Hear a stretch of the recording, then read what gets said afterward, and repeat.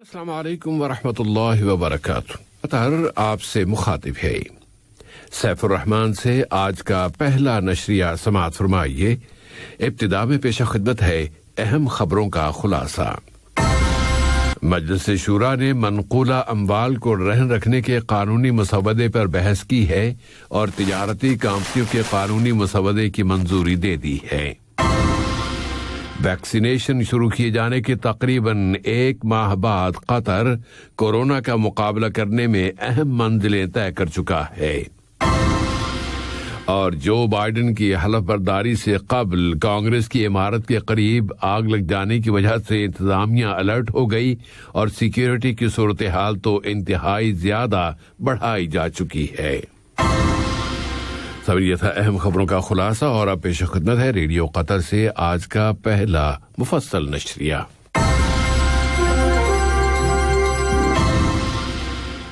بسم اللہ الرحمن الرحیم.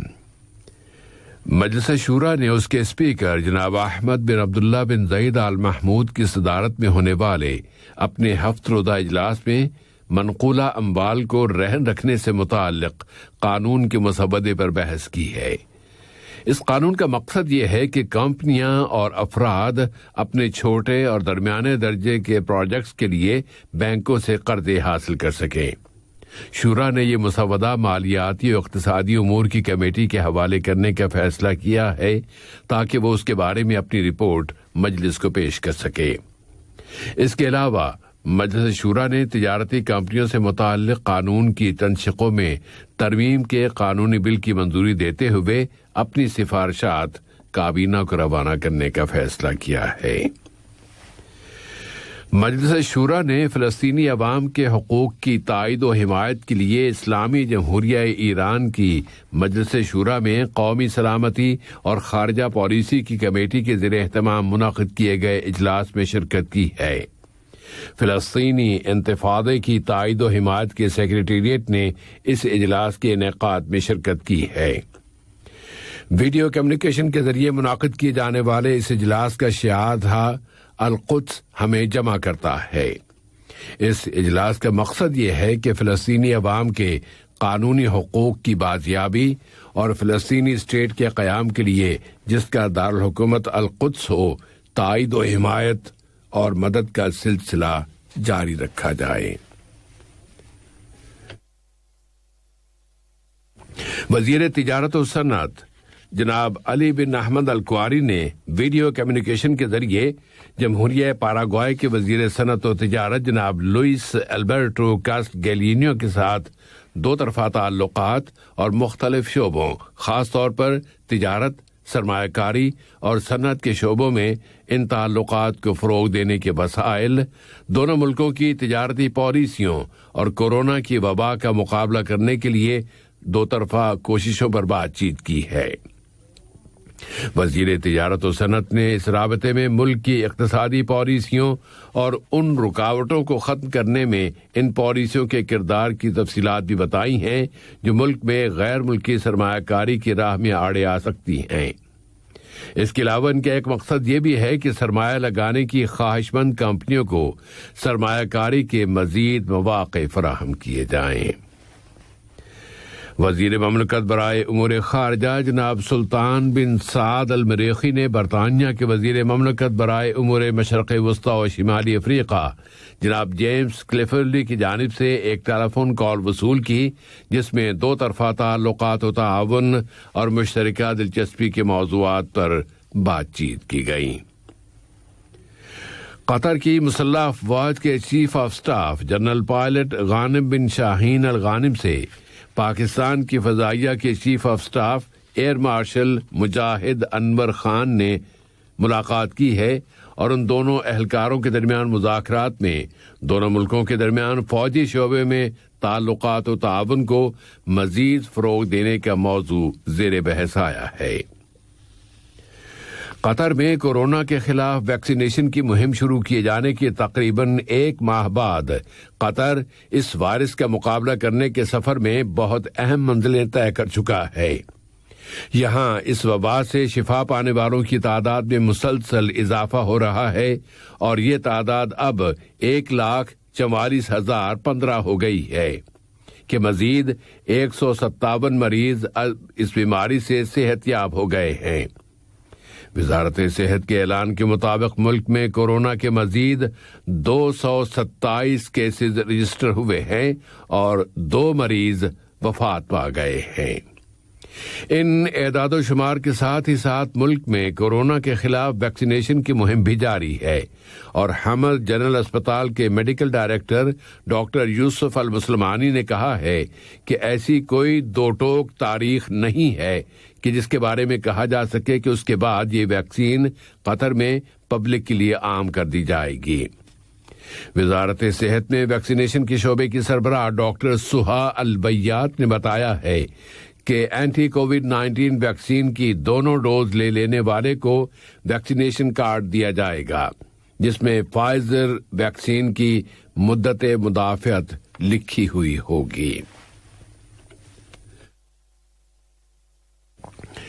تو کورونا وائرس کے ساتھ ڈیل میں قطر کا اب تک کا تجربہ بہت کامیاب جا رہا ہے، بلکہ اسے تو منفرد عالمی شہرت بھی حاصل ہو رہی ہے۔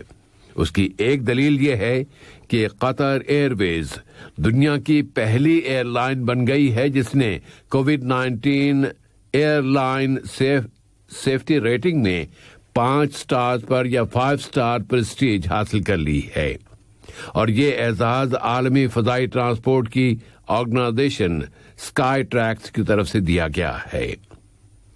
اس دوران میں قطر ایئر ویز نے کل پیر کے روز سے عرب جمہوریہ مصر کے دارالحکومت قاہرہ کے لیے بھی اپنی پروازوں کا سلسلہ شروع کر دیا ہے، اور وہاں روزانہ ایک پرواز جانا شروع ہو گئی ہے۔ قطر ایئر ویز اب مصر کے دوسرے بڑے شہر الاسکندریہ کے برج العرب ہوائی اڈے کے لیے اپنی پروازیں رواں مہینے جنوری کی 25 تاریخ سے شروع کرے گی، اور وہاں ہفتے میں 2 پروازیں جایا کریں گی۔ اور کورونا کی عالمی صورتحال پر اگر نظر ڈالی جائے تو پتہ چلتا ہے کہ اب اس وقت دنیا میں اس وائرس سے متاثر ہونے والوں کی تعداد 95 ملین سے زیادہ ہو چکی ہے۔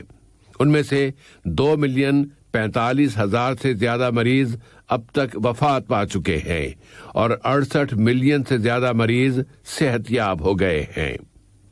اسپین میں اس اختتامی ہفتہ تک دنیا میں سب سے زیادہ متاثرین کی رجسٹریشن ہوئی ہے، اور وہاں 48,000 نئے کیسز رجسٹر کیے گئے ہیں۔ روس اور برازیل نے anti nova corona virus vaccination مہم شروع کر دی ہے، جبکہ فرانس اور UK نے اپنے ہاں ویکسین لگانے کی مہم مزید تیز کر دی ہے، اور اب تک وہاں ویکسین کی 40 ملین سے زیادہ ڈوزز دی جا چکی ہیں۔ متعدد ملکوں نے بندشوں کی سخت پابندیاں بھی عائد کر دی ہیں کہ اس وائرس کی نئی نسلیں بھی اب منظر عام پر آ چکی ہیں۔ صحت کی عالمی تنظیم WHO کے ڈائریکٹر جنرل ٹیڈروس اڈہانوم نے پرزور الفاظ میں کہا ہے کہ دنیا ایک بہت ہی بڑے اخلاقی سانحے سے دوچار ہونے والی ہے، اور یہ اخلاقی ناکامی ویکسین کی تقسیم سے متعلق ہے۔ انہوں نے اینٹی کووڈ 19 ویکسین تیار کرنے والے ملکوں اور کمپنیوں سے اپیل کی ہے کہ وہ زیادہ انصاف کے ساتھ پوری دنیا میں یہ ویکسین تقسیم کریں، کہ مالدار ملکوں نے تو ویکسین کا سب سے زیادہ ذخیرہ حاصل کر لیا ہے، اور غریب ممالک اس سے محروم ہیں۔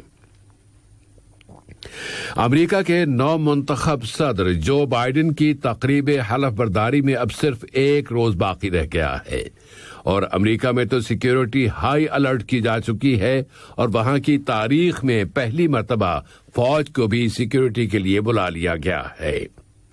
امریکی انتظامیہ نے سیکیورٹی کے بیرونی خطرے یا تھریٹ کی وجہ سے واشنگٹن میں کانگریس کی عمارت کا مغربی حصہ خالی کرا لیا ہے۔ سیکیورٹی کے ذرائع اور میڈیا کا کہنا یہ ہے کہ کانگریس کی عمارت کے قریب کل جو آگ لگ گئی تھی تو وہ کوئی سیکیورٹی تھریٹ نہیں ہے، وہ تو اس عمارت کے قریب بے گھر لوگوں کے ایک خیمے میں آگ لگ گئی تھی۔ پورے امریکہ میں سیکیورٹی اور امن و امان کے لیے ہر وقت تیار رہنے کا عمل جاری ہے۔ اب سے تھوڑی دیر قبل پینٹاگون یعنی امریکی وزارت دفاع نے بتایا ہے کہ کل بدھ کے روز صدارتی حلف برداری کی تقریب کے موقع پر 2750 امریکی سرکاری فوجی بھی اس تقریب کی حفاظت پر مامور کیے جائیں گے۔ دنیا اس وقت گویا اپنی سانسیں روکے ہوئے ہے کہ وائٹ ہاؤس کی نئی انتظامیہ کا ویژن اور تصور کیا ہوگا۔ اب اس وقت واشنگٹن میں تشویش اور سیکیورٹی کے اندیشوں میں اضافہ ہوتا جا رہا ہے کہ جس وقت جو بائیڈن اپنے عہدے کا حلف اٹھا رہے ہوں گے تو دنیا کے اس سب سے زیادہ طاقتور ملک میں پرتشدد واقعات اور انارکی اس ملک کے استحکام کو نقصان پہنچا سکتی ہے۔ یہ اندیشہ ہے کہ دائیں بازو کی تنظیمیں وہاں حملے کر سکتی ہیں اور حلف برداری کی تقریب کی سیکیورٹی سے متعلقہ افراد ہی میں ان میں سے کوئی خطرہ بن سکتا ہے۔ ان اندیشوں کی ایک بڑی وجہ یہ بھی ہے کہ صدر ڈونلڈ ٹرمپ کے حامی چند روز قبل امریکی کانگریس کی عمارت پر باضابطہ حلہ بول چکے ہیں اور ابھی تک امریکہ کے سیاسی اور سیکیورٹی کے حالات پر اس حملے کے اثرات پڑ رہے ہیں۔ ایف بی آئی نے یہ تنبیہ جاری کی ہے کہ کیپٹل پر چڑھائی کے منظر ایک مرتبہ پھر دہرائے جا سکتے ہیں، بلکہ ہو سکتا ہے کہ اس مرتبہ یہ حملہ زیادہ سخت اور زیادہ شدت کے ساتھ ہو۔ صرف دارالحکومت واشنگٹن ہی نہیں بلکہ امریکہ کے متعدد شہروں میں حملے ہو سکتے ہیں۔ اس بنا پر پورا کا پورا امریکہ سیکیورٹی کے لحاظ سے انتہائی الرٹ اور چوکنا کر دیا گیا ہے اور اس طرح کی صورتحال وہاں ماضی میں کبھی بھی دیکھنے میں نہیں آئی تھی۔ ان معلومات کے بالکل برعکس امریکی ایوان نمائندگان میں سراغ رسانی کی کمیٹی کے سربراہ ایڈم شیف نے کہا ہے کہ سیکیورٹی کے اندیشوں میں مبالغہ آرائی سے کام لیا جا رہا ہے اور حلف برداری کی تقریب بالکل محفوظ طریقے سے مکمل ہو جائے گی۔ اب نئے صدر جو بائیڈن کے آنے سے پہلے موجودہ صدر ڈونلڈ ٹرمپ ایک اور فہرست آج جاری کرنے والے ہیں اور اس کے مطابق 100 سے زیادہ افراد کو یا تو عام معافی دے دی جائے گی اور یا ان کی سزاؤں میں نرمی کر دی جائے گی۔ یہ بھی ہو سکتا ہے کہ وہ خود اپنے آپ کو بھی معافی دینے کا صدارتی حکم جاری کر دیں۔ امریکہ اب نئے صدر کا انتظار کر رہا ہے اور صدر ٹرمپ کے حامیوں کے اس رویے کی وجہ سے جو بائیڈن کس طرح اپنے انتخابی وعدے پورے کر سکیں گے یہ تو وقت ہی بتائے گا۔ کویت میں وہاں کے امیر شیخ نواف الاحمد الصباح نے وزیر اعظم شیخ صباح الخالد الصباح اور ان کی کابینہ کا استعفیٰ منظور کر لیا ہے۔ وہاں کے تمام وزراء نے تقریباً ایک ہفتہ قبل وزیر اعظم کو اپنے استعفے پیش کر دیے تھے اور اب اگلے اقدامات تک موجودہ کابینہ حکومت کے ضروری معاملات چلاتی رہے گی۔ ایران کی فوج آج منگل کے روز سے ملک کے جنوب مشرقی علاقے میں بڑی فوجی مشقیں شروع کر رہی ہے جو کل بدھ کے روز تک جاری رکھی جائیں گی۔ یہ مشقیں بطور خاص امریکہ کے نو منتخب صدر جو بائیڈن کی حلف برداری اور امریکہ میں صدارت کی تبدیلی کے موقع پر کی جا رہی ہیں۔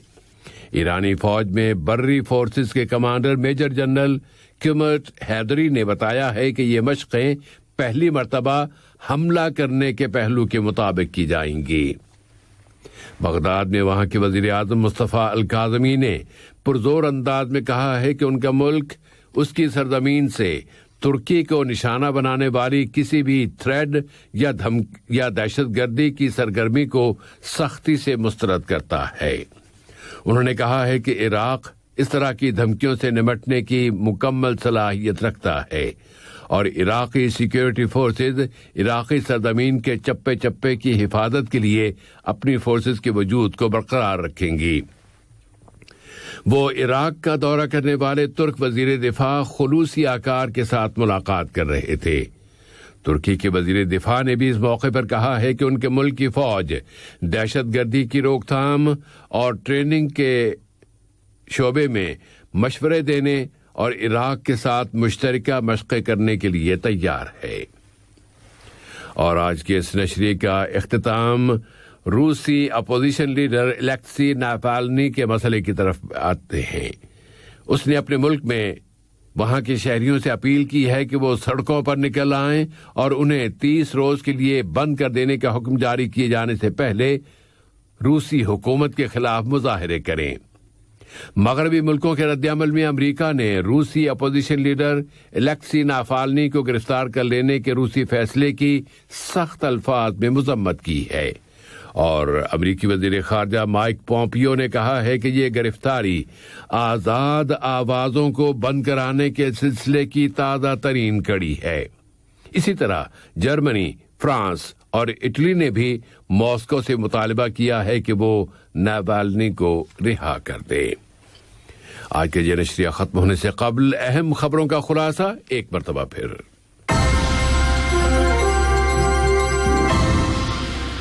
مجلس شورا نے منقولہ اموال کو رہن رکھنے کے قانونی مسودے پر بحث کی ہے اور تجارتی کمپنیوں کے قانونی مسودے کی منظوری دے دی ہے.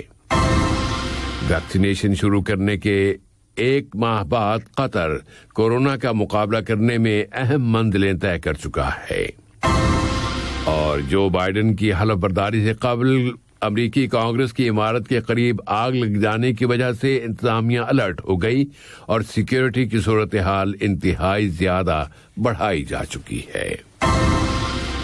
ریڈیو قطر سے آج کا پہلا نشریہ اپنے اختتام کو پہنچا. اگلا نشریہ رات 7:30 بجے.